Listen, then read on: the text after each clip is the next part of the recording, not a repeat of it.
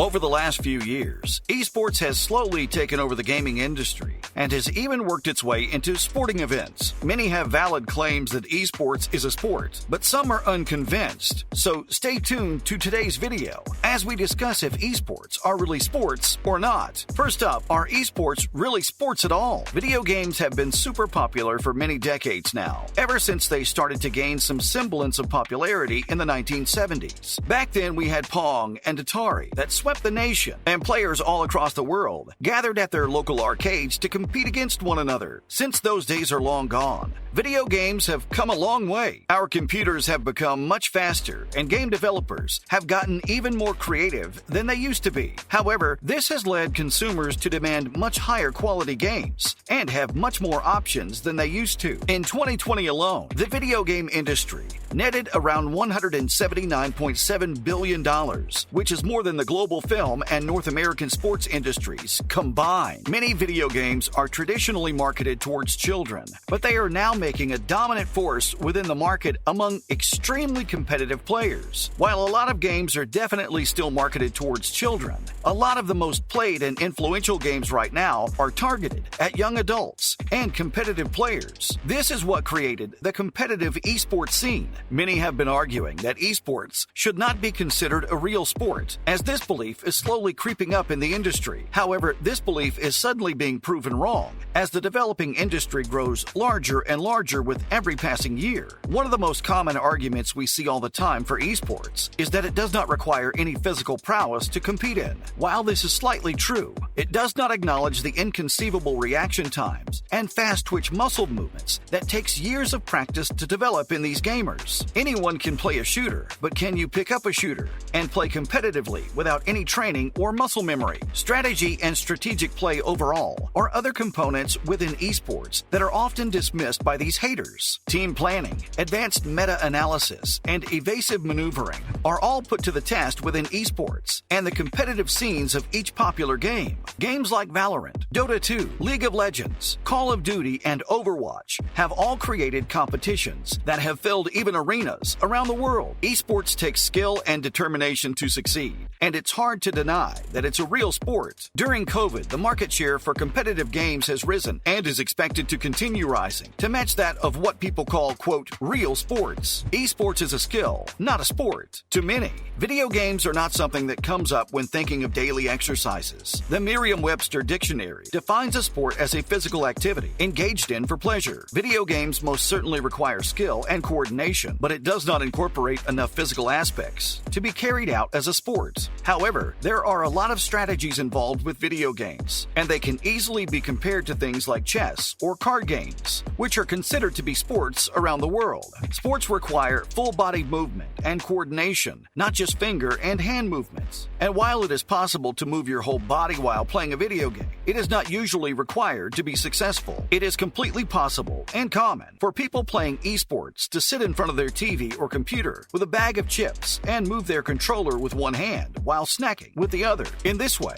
not only is there no physicality involved, but playing video games often is also unhealthy. Whereas sports are proven to improve health and well-being, esports and other forms of competitive gaming takes a toll on the mind and the body, but in a different way than regular sports. Playing sports competitively or recreationally can leave the whole body tired and help build muscle and lose fat. After playing sports, one's mood is boosted and the mind is clearer. Esports simply do not give these results. Playing video games for hours on end gives the body nothing but headaches, grogginess, and irritation. Esports are competitive, similar to the way that chess is competitive.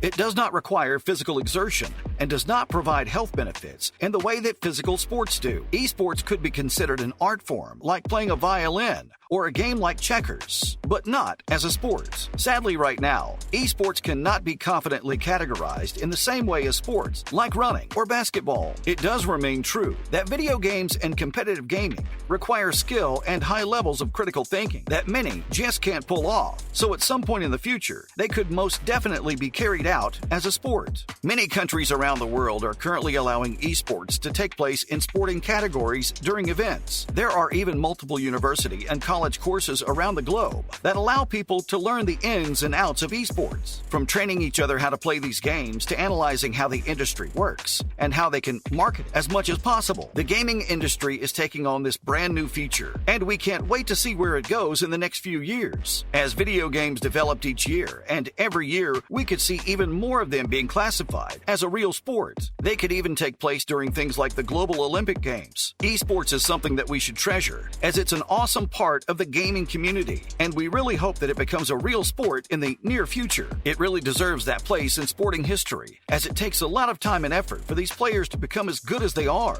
Please let us know what you think about all of this down in the comments section below, and also tell us about your thoughts on the esports scene right now. And now, on to some other news from the last few weeks. Finally, a brand new Silent Hill game has been rated in Korea. After many long years of waiting, it finally seems like a brand new Silent Hill game is at least in the works. Over the last few days, many leakers have been talking about an upcoming Silent Hill game, as they have also been doing for the past few years. It's been a long time now since we've had any hints toward the Silent Hill game, especially after the failure that was PT. Ever since then, the Silent Hill franchise has been on the down low, and not much has been spoken about. However, just a few days ago now, it looks like a Silent Hill title has been rated in Korea. At some point during the week of the 25th of September 2022, it was leaked that Silent Hill, the short message, had been rated in Korea and should be getting rated soon on other countries' national rating boards. The game's publisher was listed as Uniana, but as the leaker pointed out, this is often and regularly published by Konami-developed games in Korea. The new rating does not give anything away for the new Silent Hill short message project. There were no plot,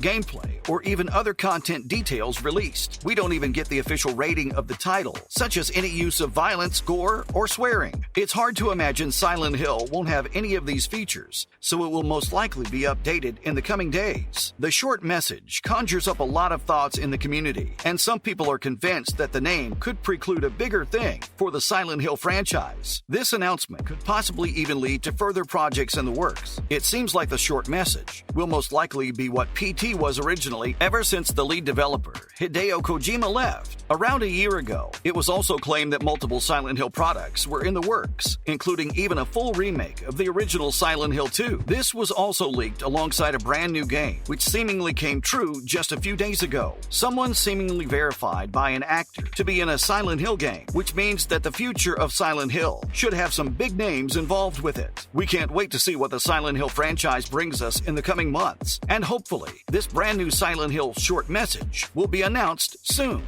We can expect it to be announced sometime during the Game Awards or during October, as there most likely will be some form of a live stream from Konami themselves. Please let us know down in the comments section below your thoughts on the Silent Hill franchise and what this brand new Silent Hill short message could lead up to. And that's the end of today's video. Hopefully you enjoyed this latest video. If you did, would you please let us know down in the comments section below? It would be very helpful. Make sure to like the video, comment, and of course, subscribe to the channel with the notification bell rung. Thank you for watching today's video. Bye!